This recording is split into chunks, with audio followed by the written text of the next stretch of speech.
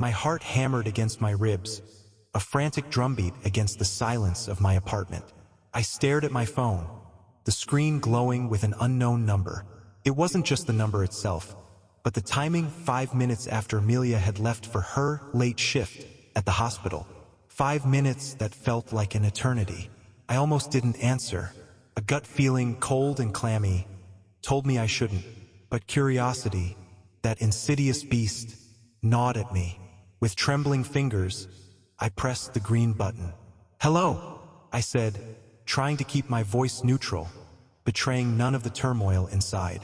A woman's voice, breathless and hushed, filled my ear. "Is that you, darling? I've been waiting." There was a pause, a slight intake of breath. "Oh, I'm so sorry. I must have dialed the wrong number." My blood ran cold. That voice, it sounded vaguely familiar, but I couldn't place it. "No problem," I managed, my voice tight, but even as I said the words, I knew it was a problem. A big one, because I recognized the pet name she'd used. Darling. It was the same pet name Amelia used for me. A wave of nausea washed over me. Could it be? Was she having an affair? The woman on the other end of the line stammered an apology, her voice laced with embarrassment. I'm so sorry," she repeated. "I really thought..." She trailed off, leaving the sentence hanging in the air, heavy with unspoken implications. I could hear the rustling of fabric, as if she was trying to discreetly move away from someone who was presumably not her intended recipient. "It's all right," I replied, though it was anything but. My mind was racing, trying to piece together the fragments of information. The pet name, the hushed tone, the timing. It all pointed to one horrifying conclusion. But I needed more. I needed proof. I couldn't accuse Amelia of something so devastating based on a single phone call, however suspicious it seemed. "Are you sure?" the woman asked, her voice now laced with a strange mix of concern and... "Was it fear? You sound upset." "Just a long day," I mumbled, trying to sound nonchalant. "Don't worry about it." "Okay," she said hesitantly. "Well, goodbye." The line clicked dead. I stared at my phone, the blank screen reflecting my own confused and troubled expression. I knew I couldn't just let it go. I had to know the truth, no matter how painful it might be. A small, almost imperceptible detail nagged at me. Before the woman had hung up, amidst the rustling, I'd heard a faint, almost whispered word. A name. It sounded like Michael. Michael. The name echoed in my mind. A new piece in this terrible puzzle.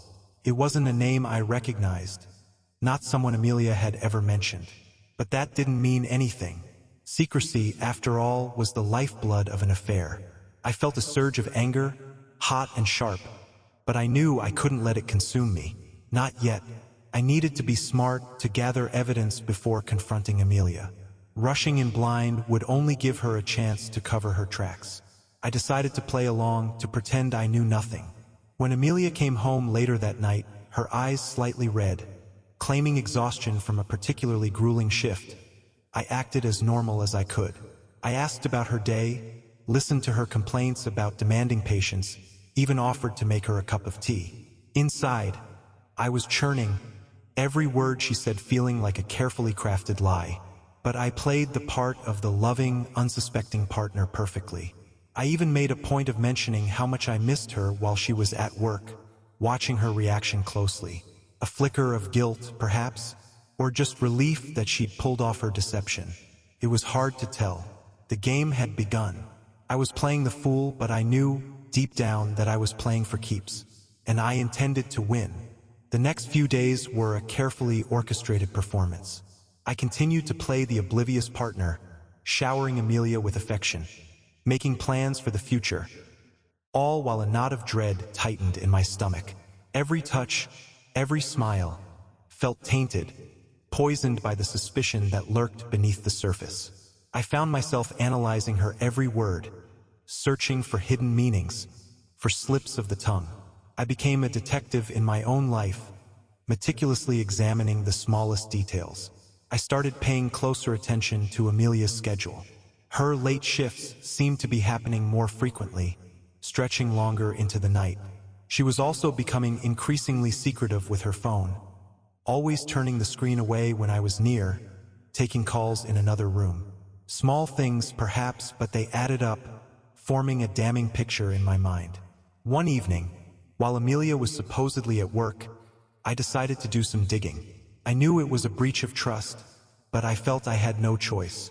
I checked our phone bill, my hands trembling as I scrolled through the recent calls. And there it was, a number I didn't recognize, called repeatedly, often late at night. The same number that had called me by mistake. My heart sank. It wasn't just a suspicion anymore. It was real. Amelia was betraying me. The whispers of betrayal had become a deafening roar. The discovery of the repeated calls was like a punch to the gut. The air left my lungs, and I sank into a chair, the phone bill clutched in my hand like a death sentence. I stared at the number, memorizing it, etching it into my brain. I knew I couldn't confront Amelia with just this. She would deny it, offer some flimsy excuse. I needed more. I needed irrefutable proof. A plan began to form in my mind. A risky plan, one that made my stomach churn with anxiety. But it was the only way. I decided to call the number. Not to confront, not yet. But to listen. To hear for myself what Amelia was doing. Who she was with. My hand trembled as I dialed the number. The phone rang, each ring echoing the frantic beat of my heart. Finally, a voice answered. It was the same woman from before, her voice softer now, laced with an intimacy that made my blood run cold. "Hello?" she whispered. I didn't say anything. I just listened, and what I heard shattered my world. Amelia's voice, clear as day, filled my ears. She was laughing, her voice light and carefree. A voice I hadn't heard in a long time. She was talking to the woman, using that same pet name, that same endearment. She was telling her about her boring husband, how he was so clueless, so trusting. My stomach twisted. I was the boring husband. I was the clueless one. The veil had been lifted. I knew the truth, and it was more devastating than I could have ever imagined. The revelation hit me like a tidal wave, pulling me under, stealing my breath. Hearing Amelia's voice, so full of life and affection, directed at another woman. It was a betrayal that cut deeper than any knife. The woman on the other end of the line, the one I now knew as the other woman, responded to Amelia with equal affection. They talked about their plans, their future, using words that Amelia had once used with me, words that now felt like poison darts. I listened, numb and disbelieving, as my world crumbled around me. The foundation of my relationship, the trust one had placed in Amelia, had been completely shattered. The laughter, the shared moments, the dreams we had built together, all of it felt like a lie, a carefully constructed facade. The sands beneath my feet had shifted, leaving me standing on unstable ground, unsure of where to turn. I finally hung up, my hand shaking. I couldn't listen anymore. The pain was too intense, too raw. I sat in silence, the weight of the betrayal pressing down on me, suffocating me. I thought about confronting Amelia immediately, but a small voice of caution held me back. I needed to think, to plan. I couldn't let my anger cloud my judgment. I needed to be smart, to be strategic. The game had changed, the rules had shifted, and I needed to adapt if I wanted to survive. The days that followed were a blur of suppressed rage and carefully crafted calm. I continued to play the role of the unsuspecting husband, but inside, I was seething. Every smile from Amelia felt like a mockery, every touch a brand.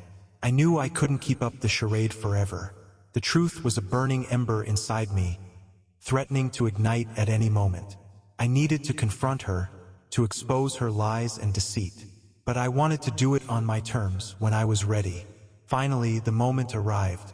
Amelia came home late, as usual, her excuse flimsy and unconvincing. I waited until she had settled in. Then I walked into the living room, my face a mask of composure. "Amelia," I said, my voice even, betraying none of the turmoil within. "We need to talk." She looked up, a flicker of surprise in her eyes. "About what?" she asked, her voice slightly hesitant. "About Michael," I replied, watching her face closely. Her eyes widened, and her breath hitched. The color drained from her face, leaving her pale and shaken. She knew that I knew. "Michael?" she stammered, trying to play dumb. "Who's Michael?" "Don't," I said, my voice hardening. "Don't insult my intelligence. I know about him. I know about her. I heard you. I heard everything." The mask of innocence crumbled, and her true face, contorted with guilt and fear, was revealed. The confrontation had begun. Amelia's carefully constructed facade crumbled completely. The color drained from her face, leaving her looking pale and vulnerable. Tears welled up in her eyes, but I felt no sympathy. My heart had turned to stone. The trust, the love, the respect I had for her, all shattered, reduced to dust. How did you find out?" she whispered, her voice trembling.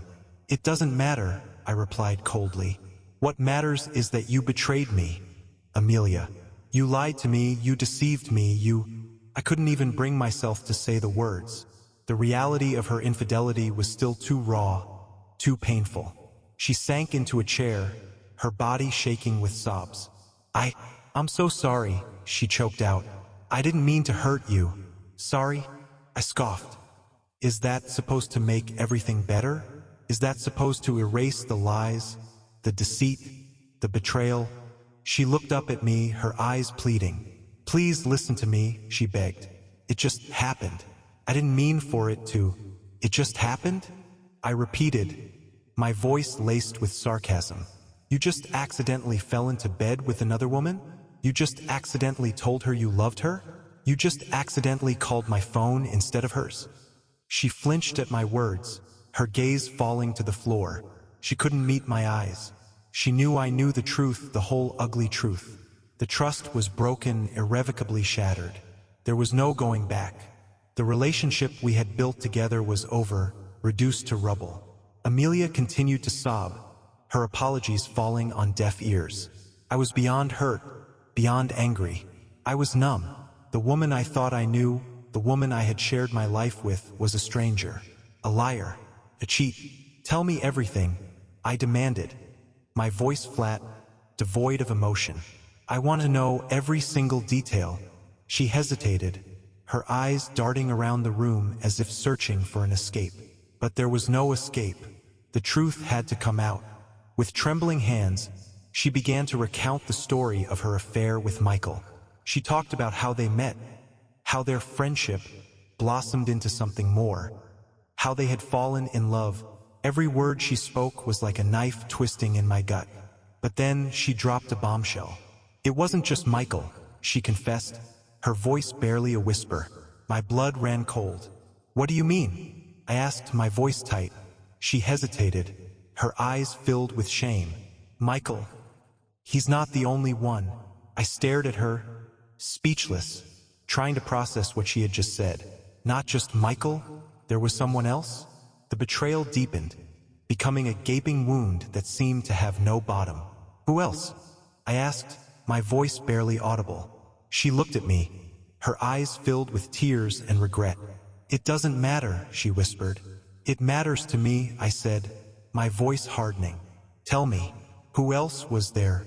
She hesitated for a moment longer, then finally, she spoke the name. A name that I knew, a name that I trusted. A name that made the world tilt on its axis. It was a name that made the betrayal even more devastating. It was my best friend. The name hung in the air, heavy and toxic. My best friend. The person I trusted implicitly, the one who had been by my side through thick and thin. He was involved with Amelia.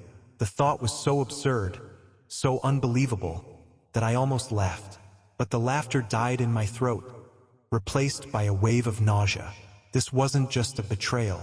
It was a double betrayal, a violation of the deepest kind. I looked at Amelia, my eyes burning with a mixture of anger and disbelief. "How could you?" I whispered, my voice choked with emotion. "How could you both do this to me?" She didn't answer.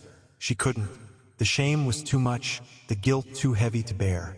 She simply sat there, head bowed, tears streaming down her face. The silence in the room was deafening. The ticking of the clock on the wall seemed to amplify the turmoil inside me. I felt like I was trapped in a nightmare, a cruel and twisted dream that I couldn't wake up from. The fallout from Amelia's revelation was immediate and devastating. My world had been turned upside down. The foundation of my life, built on trust and loyalty, had been completely destroyed. I felt like a fool, a naive idiot who had been blind to the truth. I couldn't stay in the same house with Amelia, not for another minute. The air was too thick with lies and deceit. I grabbed my keys and walked out the door, leaving her sobbing in the living room. I didn't know where I was going. I just needed to escape, to get away from the pain, the betrayal, the shattered trust. I needed to breathe. Driving aimlessly, I tried to make sense of what had happened. Amelia's betrayal was a devastating blow, but the involvement of my best friend, that was a wound that cut even deeper. He was more than just a friend. He was like family. We had shared so much, confided in each other, supported each other through thick and thin. How could he do this to me? The seeds of doubt began to sprout in my mind, poisoning my memories. I started to question everything. Had there been signs? Had I been too blind to see them? I replayed past conversations, searching for hidden meanings, for subtle hints of their betrayal. Had they been laughing at me all along? Had our friendship been a sham, a carefully constructed lie? I thought about all the times we had spent together, the three of us. The dinners, the outings, the late-night talks. Were those genuine moments of friendship? Or were they just playing a part, mocking me behind my back? The more I thought about it, the more suspicious I became. Every interaction, every shared laugh, now seemed tainted, poisoned by the knowledge of their deceit. A wave of paranoia washed over me. I felt like I couldn't trust anyone. If the two people closest to me could betray me so deeply, who could I trust? The world suddenly felt like a dangerous place, filled with hidden agendas and unspoken lies. The seeds of doubt had taken root, and they were growing fast, threatening to choke out any remaining sense of trust and hope. Despite the turmoil raging inside me, I knew I couldn't let my emotions control me. I needed to be strategic, to think clearly. Going to my best friend in a fit of rage would only give him a chance to deny everything, to concoct some elaborate lie. I needed proof, just like I had needed proof with Amelia. I needed to play the part of the unsuspecting friend, just like I had played the part of the unsuspecting husband. It was a difficult task, one that required all my willpower. Every interaction with him felt like a performance, a carefully choreographed dance around the truth. I forced myself to smile, to laugh, to engage in casual conversation, all while the image of him and Amelia together burned in my mind. He seemed oblivious to my inner turmoil, or perhaps he was just a better actor than I was. He acted completely normal, his demeanor unchanged. He talked about his day, his plans, his life, never once hinting at the betrayal that lay hidden beneath the surface. It was agonizing. Every word he spoke felt like a calculated insult, a reminder of his deceit. But I played along, pretending that everything was fine. I listened to his stories, offered my support, even made plans for us to hang out. Inside, I was plotting, planning my next move. I knew I couldn't keep up this charade forever. The truth would come out eventually, but I wanted to be the one to reveal it on my terms when I was ready. I would play the part of the trusting friend until I had gathered enough evidence to expose their betrayal, to shatter their carefully constructed world, just like mine had been shattered. The weight of the deception was crushing me. Playing the role of the oblivious friend was exhausting, both emotionally and mentally. Every conversation, every interaction, felt like a carefully crafted performance, a tightrope walk over a chasm of anger and betrayal. I found myself constantly analyzing his words, searching for any slip-ups, any hint of guilt. It was like living a double life, one where I was the trusting friend, and the other where I was the betrayed, the victim of a cruel and calculated scheme. The price of this deception was high. I was losing sleep, my appetite had vanished, and I was constantly on edge. I felt like I was living in a fog, disconnected from reality. My emotions were a tangled mess of anger, hurt, and confusion. I questioned everything, replaying past events in my mind, searching for clues I might have missed. Had I been blind all along? Had they been laughing at me behind my back, mocking my trust and loyalty? The more I thought about it, the more the anger simmered inside me.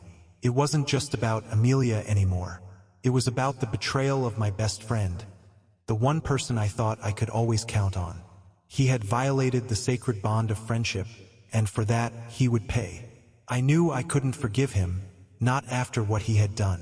The price of his deception would be steep. He had broken my trust, and in doing so, he had lost me forever. Our friendship was over, shattered beyond repair, and I would make sure he knew it. I knew I couldn't wait any longer. The charade had to end. The weight of the deception was too much to bear. I had gathered enough evidence, enough proof of their betrayal. It was time to confront him, to expose his lies and deceit. But I wouldn't do it in a fit of rage. I would be calm, collected, strategic. I would turn the tables on him just like he had turned the tables on me. I invited him over for a casual evening. I cooked his favorite meal, put on some music, and acted as if everything was normal. He arrived, oblivious to what was coming, his usual jovial self. He talked about his day, his plans, his life, never suspecting that I knew the truth. As we ate, I steered the conversation towards Amelia. I mentioned her name casually, watching his reaction closely. He flinched slightly, a flicker of guilt crossing his face. It was subtle, but I saw it. "How's Amelia doing?" I asked, my voice casual, as if I had no idea. "She's fine," he stammered, avoiding my gaze. "Yeah," I replied, my voice hardening slightly. "She seemed a little stressed the other day. She mentioned something about a Michael." His eyes widened, and the color drained from his face. He knew that I knew. "Michael?" he repeated, his voice trembling. "Who's Michael?" "Don't play dumb," I said, my voice cold. "I know everything." The tables had turned. The hunter had become the hunted. The deceiver had become the deceived. The air in the room crackled with tension. My best friend, the man I had trusted implicitly, sat across from me, his face a mask of guilt and fear. The truth had been revealed, and the carefully constructed facade of friendship had crumbled. "How could you?" I asked, my voice low and dangerous. "How could you do this to me?" He didn't answer. He couldn't. The shame was too much to bear. He looked down at his hands, avoiding my gaze. I'm sorry," he whispered, his voice barely audible. "I never meant to hurt you." "Sorry isn't enough," I replied coldly. "You've betrayed me in the worst possible way. You've broken my trust. You've shattered our friendship." He finally looked up at me, his eyes filled with tears. "I know," he said, his voice choked with emotion. "I messed up. I made a terrible mistake." I wanted to scream at him, to unleash all the anger and hurt that I had been holding inside. But I held back. I knew that yelling wouldn't solve anything. It wouldn't undo the damage that had been done. "Why?" I asked, my voice softer now. "Why did you do it?" He hesitated for a moment, then finally he spoke. He told me about how it had started, how he and Amelia had connected, how their friendship had evolved into something more. He talked about the loneliness he had been feeling, the void in his life that Amelia had filled. As he spoke, I listened, trying to understand. Not to forgive, but to understand. And as I listened, a glimmer of hope began to flicker in the darkness. Not hope for our friendship, not hope for reconciliation, but hope for myself. Hope that I could move on from this, that I could heal from this betrayal. Hope that I could learn from this experience and emerge stronger, wiser, and more resilient. The confession hung in the air, heavy and thick with unspoken emotions. My best friend had finally revealed the truth, the messy, painful truth behind his betrayal. He had laid bare his insecurities, his vulnerabilities, the reasons behind his actions. It wasn't an excuse, but it was an explanation. And in that explanation, I found a strange sense of clarity. I looked at him, not with anger anymore, but with a profound sadness. Sadness for the friendship we had lost, sadness for the pain he had caused, sadness for the naivete that had blinded me to the truth. "I understand," I said finally, my voice quiet. "I don't forgive you, but I understand." He looked up, surprised. You do." "I understand that you're human," I replied. "You made a mistake, a big one, but it doesn't define you. It doesn't erase the good things, the good times we shared. It just changes everything."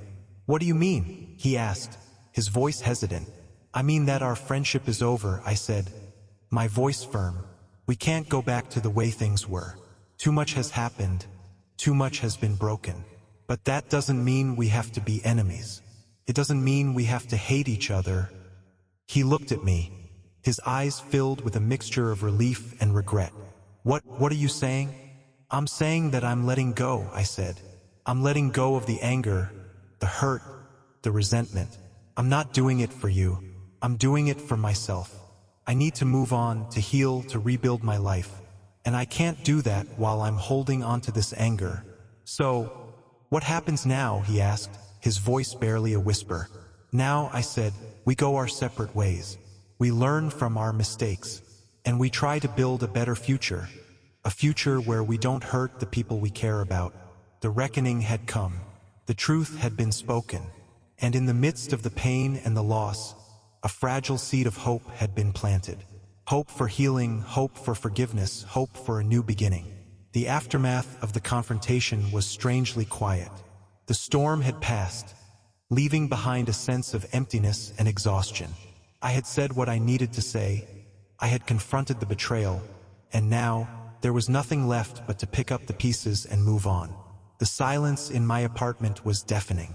The absence of Amelia, the absence of my best friend, was palpable. It felt like a part of me was missing, a void that couldn't be easily filled. I wandered through the rooms, touching the objects that held memories, both good and bad. The photos on the mantelpiece, the gifts we had exchanged, the furniture we had chosen together. All of it felt tainted now, poisoned by the knowledge of their betrayal. I knew I couldn't stay in this apartment. It was too full of ghosts, too heavy with the weight of the past. I needed a fresh start, a new beginning. I decided to move, to find a new place, a place where I could rebuild my life, free from the memories that haunted me.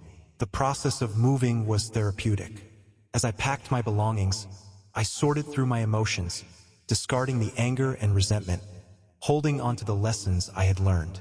I realized that I couldn't let this experience define me. I wouldn't let their betrayal consume me. I would learn from it, grow from it, and emerge stronger than before. I also knew that I needed to address the situation with Amelia. We needed to talk, to finalize the details of our separation. It wouldn't be easy, but it was necessary. We owed it to each other, if only for the sake of closure. The meeting with Amelia was brief and surprisingly civil. The anger had subsided, replaced by a quiet understanding. We discussed the logistics of the separation, dividing our belongings, making arrangements for the future. There were no tears, no accusations, just a sense of resignation. We had both made our choices, and now we had to live with the consequences. As I walked away from that meeting, I felt a sense of closure. The past was behind me. The pain was still there, a dull ache in my heart, but it was no longer consuming me. I had faced the betrayal, confronted the lies, and emerged on the other side, scarred but not broken. I found a new apartment, a small but cozy space that felt like a blank canvas. I decorated it with things that made me happy, things that reflected my personality, my hopes for the future.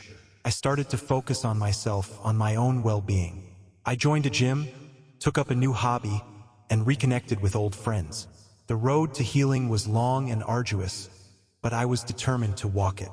There were days when the pain would resurface, when the memories would haunt me, but I refused to let them drag me back into the darkness. I would acknowledge the pain, learn from it, and then let it go.